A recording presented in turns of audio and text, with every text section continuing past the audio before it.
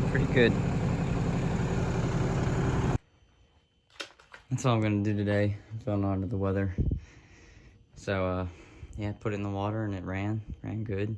Smoked a little bit at first, but hadn't been running probably over a year, so it died down. It's really fast. I'll have to test the speed, but it's gotta be pushing to 60. This thing flies.